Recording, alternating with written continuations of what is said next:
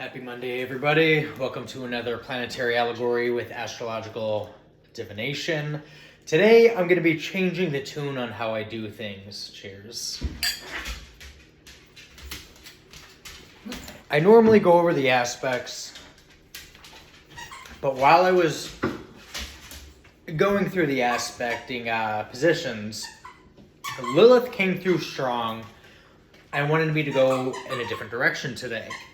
So today, without further ado, here's the Divine's Scorn, Lilith's Materialization. A warning to the Scythes who follow the matriarch. From the King of 99, the stars decree, the covenant demands. In whispers we govern, through the elements we obscure, in static we command, in nightmares we pursue. We are earth and air, we are fire and water, we are the remembered, we are the returned, we are the whispers, in silence we thrive. Today I have a tale about a coven that operates following something I'm referring to as the Whispering Weald, W-E-A-L-D. Now, the Coven of the Whispering Weald draws their power not from fire or shadow, but from the quiet, rhythmic heart of the earth itself. For generations, the witches of the Weald have tended the land, their magic a verdant tapestry of growth, healing and harmony within nature. Their high priestess, we'll call her Adelaide, possessed a touch that could coax a desert rose from cracked earth, while her sisters could bend bones with poultices of moss and dew. Their immortality was not of their own. It was a gift from the slumbering god they worshipped, a deity of the forest, silent and as old as stone. As long as they honored the old ways and kept their weald in balance, they would never age. But with time comes stagnation. Whispers of a greater power, of dominion rather than stewardship, began to snake through the coven like a weed. The youngest among them, Lilith, grew tired of the slow magic of the growth. She hungered for the thunderous power of the storms, the cataclysmic energy of shifting tectonic plates. Her ambition, fueled by a corrosive envy of the god's serene power, eventually took root in Adelaide's heart as well. Now, the high priestess, gazing upon her ageless reflection, saw not endless wisdom, but wasted potential. Enter in the pact of the hubris. Lilith's research led them to a forbidden ritual, a way to siphon the god's divine energy and seize control of the weald's power for themselves. It was an act of profound hubris, a mortal challenge to the divine order. Adelaide, blinded by her newfound ambition, agreed to this ritual, convincing the rest of the coven that this was the path to true glory. They would no longer be stewards of the weald, but its masters, or at least they thought. On the night of the ritual, the witches gathered in the moon-drenched clearing. They chanted ancient words, not a praise, but a theft. The air grew thick and heavy, the scent of petrichor replaced by ozone. Tendrils of the obsidian energy snaked from their joined hands, burrowing deep in the earth toward the god's ancient slumber. And now comes the awakening and the unmaking. The forest god did not scream or roar. It just simply awoke. The ground shuddered and the trees, century old, twisted into shrieking, gnarled figures. The obsidian tendrils meant to capture the god's power instead struck an internal, immovable force. The god's essence was not a river to be diverted, but an ocean, and the witch's ambition was but a pebble dropped into the endless depths of the sea. Now, the god did not strike them with lightning or fire. Its punishment was more profound, almost a form of poetic justice, if you will. It simply revoked their gift. The immortality that was once a gentle stream became a raging cataract of accelerated time. Now, the echo of mortality comes into play now. Adelaide was the first to feel it. Her ageless skin, when smooth as river stone, became a roadmap of deep cracked lines. The vibrancy of her green eyes faded to a milky haze. She collapsed, her life flashing by in a dazing cascade of years. The rest of the Coven followed, one by one, fallen like a small domino into a bigger domino, knocking down the bigger ones eventually. Lilith's form, so full of fire and ambition, withered and shrank until only a frail, wizened husk remained. The witches who had once danced in the moonlight now stumbled, their joints aching, their memories blurred, and basically a fog of time. Now, they did not die. That was the crux of this vengeance. Instead, they were sealed within the Whispering Well, bound to the very forest they had tried to usurp. The trees, the former allies, now stood as silent, condemning witnesses. The earth, which had once given them life, now leached it from them relentlessly. They would watch as their bodies crumbled to dust, only for the god to pull from them from the soil once more, restoring their youth just long enough for them to experience the decay and infirmity all over again in a repetitive karmic cycle. The Coven of the Whispering Well became a cautionary tale, their hubris echoing in the restless leaves of the forest. They lived on as an endless cycle of frailty and revival, forever punished by the very mortality they tried to escape. Their fall from grace was not a sudden plunge into darkness, you see. It was a slow, excruciating erosion by the sands of time, a fate far worse than death.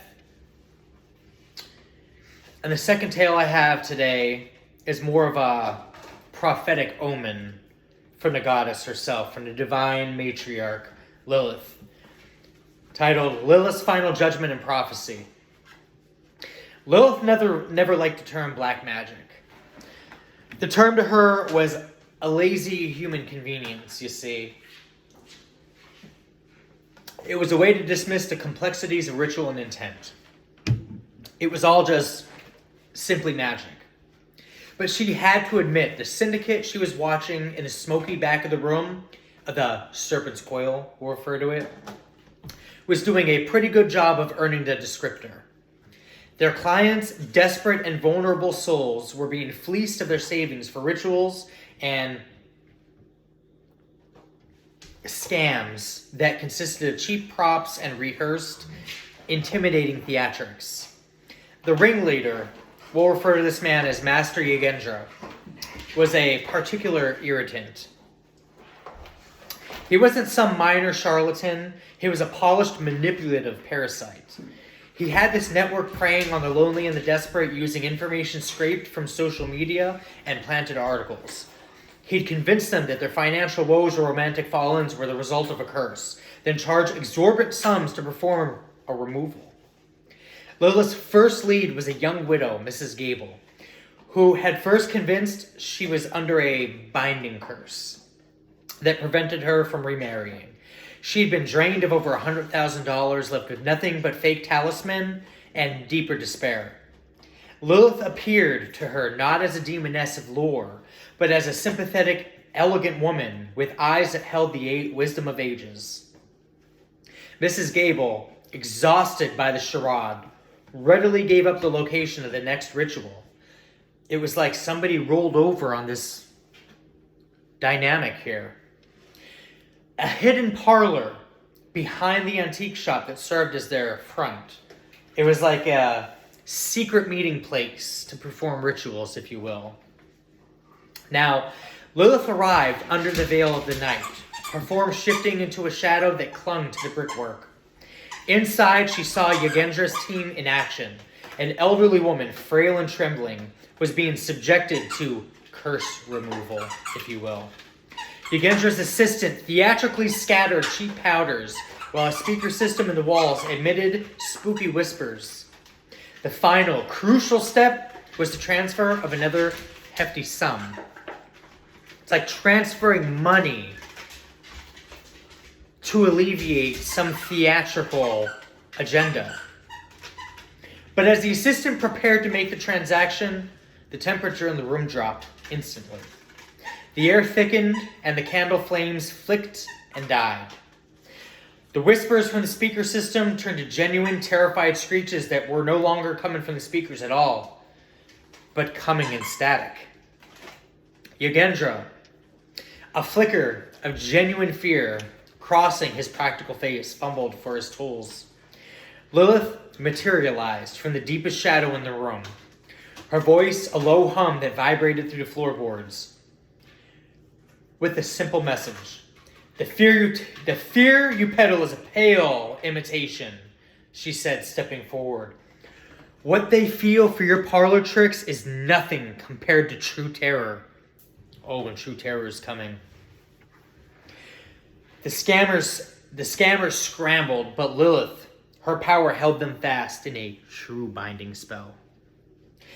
Now, this is one she actually knew how to perform, locked them in place. Their own cheap magic trinkets meant to impress their clients exploded into puffs of glitter and smoke.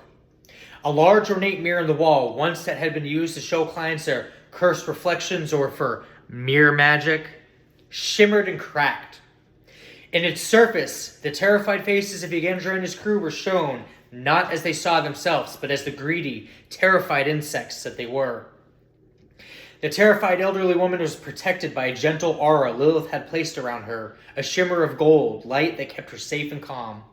Lilith turned her attention to Yagendra, her eyes glowing with a faint crimson light. Her last testament as follows, in form of a decreance. You use fear and desperation to line your pockets, Lilith said, her voice a chilling whisper. In whispers, she's commanding this. You invoke names you have no right to, and you profane a power you don't even understand. Instead of a physical punishment, Lilith is going to choose a more fitting fate. She touched Yagendra's forehead, and he screamed as the full weight of every victim's grief, fear, and loss flooded his mind, losing himself to mental insanity. The scammers collapsed, writhing and sobbing, no longer a master but a victim of his own monstrous creation. The rest of his crew, bound and helpless, could only watch in fear. By the time the city authorities were tipped off by an anonymous phone call, they arrived to a scene that was one of total chaos. The fraudsters were huddled together, some weeping and others catatonic, as if something frightened them. Sincerely. Surrounded by the remnants of their failed theatrics, the elderly woman was safe, and her memories of the past hour hazy but peaceful. Mind erase. Lilith was already gone, leaving no trace but a lingering chill in the air of her faint scent of brimstone. The story was all over the news, a high-profile psychic fraud ring, we'll call it, busted by a mysterious tip. But for the small, secret community that operates in whispers, that trafficked in genuine arcane arts, the truth is clearer. They whispered stories of a being who had come from the desert, a primal form of justice. The message was received. Some magics were not meant for human hands, and those who abused them would pay a price greater than money itself. That's all I have for you guys today. Hopefully we make good decisions moving forward. I'll see you in the next one.